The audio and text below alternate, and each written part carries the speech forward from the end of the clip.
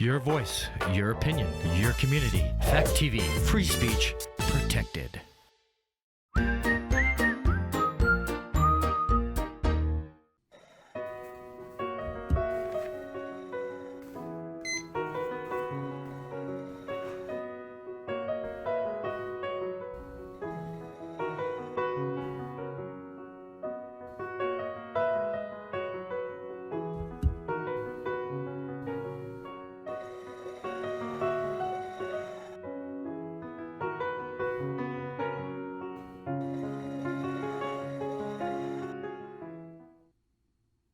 Hello, and welcome to The Art of Being Human. You know, a lot of things happen to people that we just don't understand. And so I'm going to start off this morning with a story. There's no explanation of what happened, but it really did happen. I was introduced to a man several years ago who was in a wheelchair. And he acted like he had a stroke. He could barely talk. He was introduced to me, and he kind of lifted up his hand and acknowledged me. And so I talked to him a little bit. Then I visited with the family, and we had a visit, and then I left. I didn't find out until later about this man. He has a history. He was a businessman. He got up every morning. He put on his business suit. Everything was fine, you know, and he went to work, and he had his wife, and he talked with her and so forth. And then suddenly one day, after a few years of his career, he couldn't do it anymore. And his mind just stopped. And what happened was he was like a little old man that had a stroke. He couldn't talk. He couldn't walk. He was in a wheelchair, and they took care of him. And it was like he had a stroke, like he was very elderly with a stroke, barely able to move, and nothing happened. There was no evidence that he ever had a stroke. And there he was, like a little old man, just sitting there and staring and not doing anything, not walking, not talking. They had to take care of him. They had to feed him. And he was like that for several years. Then suddenly one day, he got up and he started getting dressed. They asked him what he was doing. I'm getting ready to go to work. And they had to explain to him, you don't have a job anymore. For about 5 years or so, you've been in a wheelchair, not able to talk, hardly able to move. What do you mean? It's time for me to go to work. His mind appeared to be perfectly normal. He tried to do all of his normal things, except he couldn't because it wasn't there anymore for him. He didn't understand why his wife looked about 5 or 10 years older. The last time he saw her, she was young. And so there was no explanation as to why he stopped to begin with. It stopped functioning to begin with, and why he started functioning again. No reasonable explanation. Nobody ever knew. Now, of course, he became normal. He didn't have his job anymore, but he did become normal, and he lived for several years, and his wife lived with him for several years as a perfectly normal human being. What happened? What happened to his brain to get him so he couldn't work and to get him so he was back to normal? It happened instantaneously.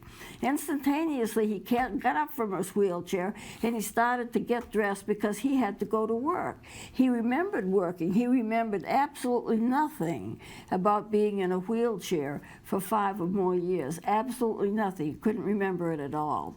So what happened to his brain?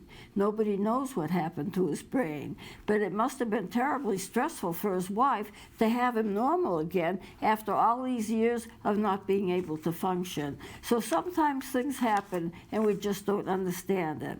Now, we have a lot of stress, and what I really want to go in today is the defense mechanisms. There are a group of it's called defense mechanisms or adjustment mechanisms. It's ways that we handle stress.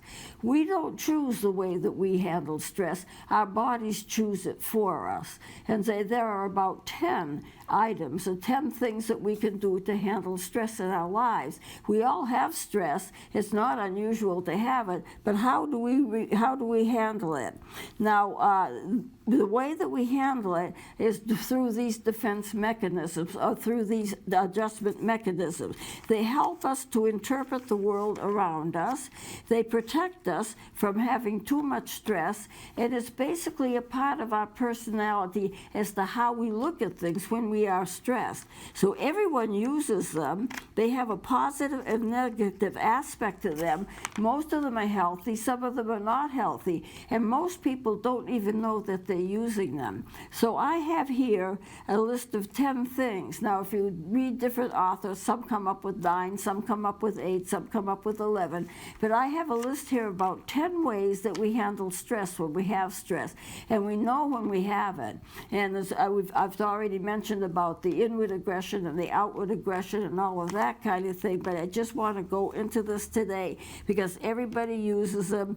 They have positive and negative effects, and we don't choose which one we're using, and sometimes we use more than one. Sometimes they're more negative, sometimes more positive, but this is the way, the traditional way that the human being handles stress when they have the stress. Okay, the first one would be to work harder. And what is this? If I don't succeed in one thing, if I work harder at it, I'll be successful. I'm going to work harder and harder and harder to do the same kind of thing. And for example, I knew a college girl. She couldn't do college work, and she was a good friend, but she flunked out 3 times. Every time she flunked out, she decided she was going to go back and try it again and work harder, and that way she would be successful.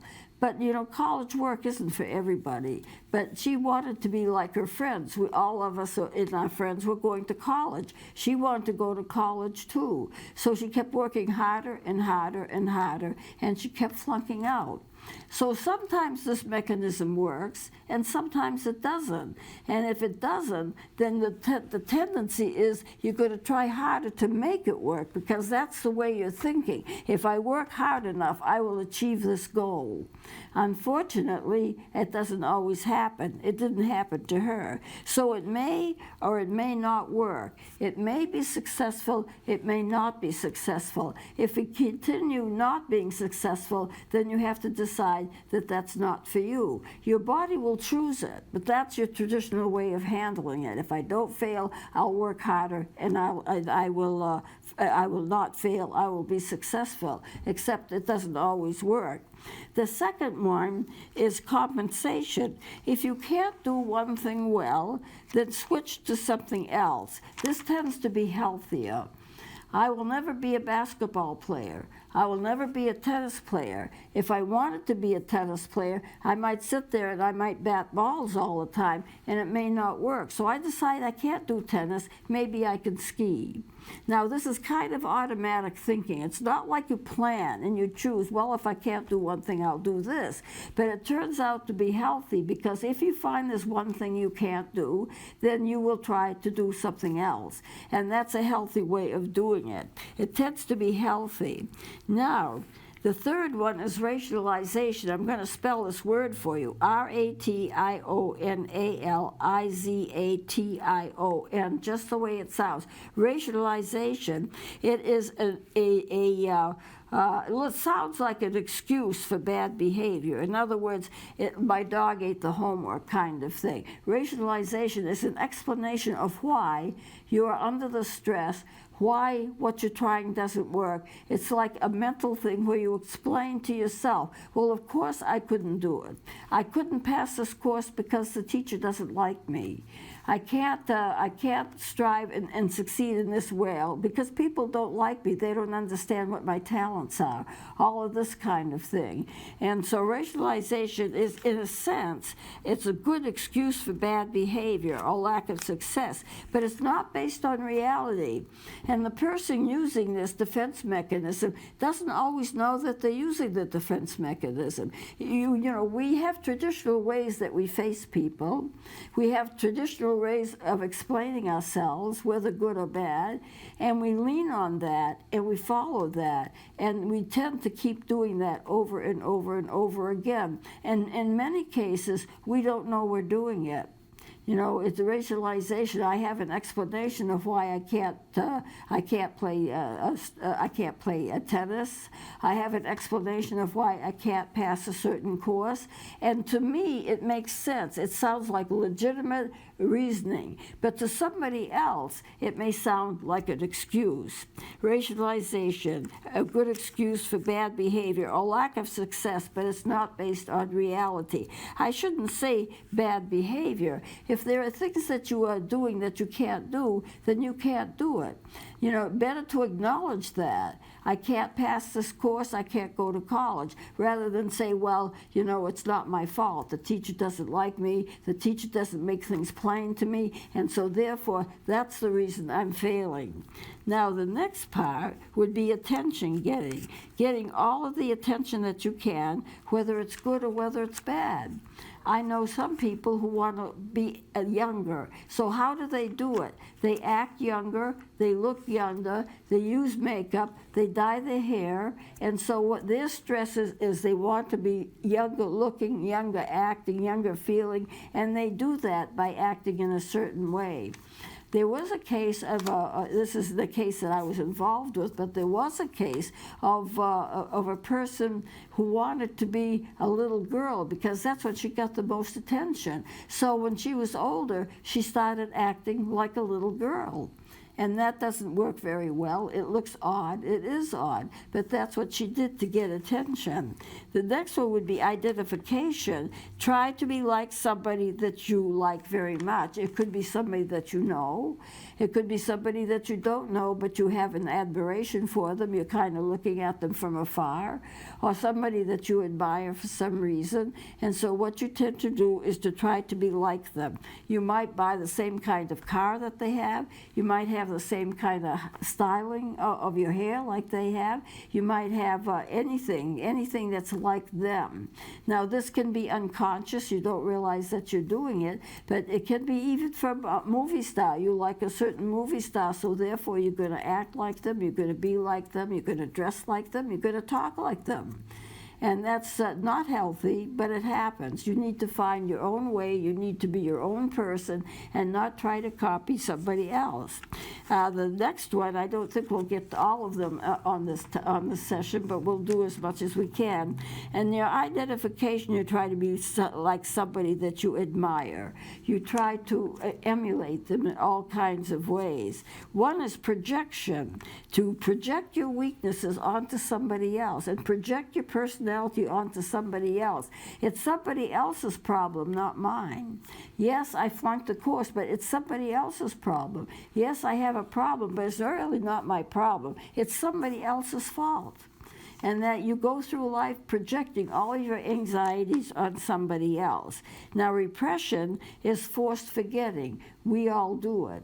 And forced forgetting is when you have a trauma in your life and you can't remember it anymore. You can't remember the trauma that caused you to be ill. The brain doesn't allow you to do so, because if it allows you to do so, then you have a real problem, because you have to face all of that anxiety. And repression is forced forgetting. And there's also dissociation. It has to do with your spacing out. Supposing you're driving and something's on your mind, and you know you have to take exit 3. Before you know it, you're at exit 5. You missed your exit. Why? Because you were daydreaming. You were thinking about something else. It was like you were in a counter mood. You're thinking about something, and it's taking the attention away from where you're supposed to have your attention, and you miss what you're doing.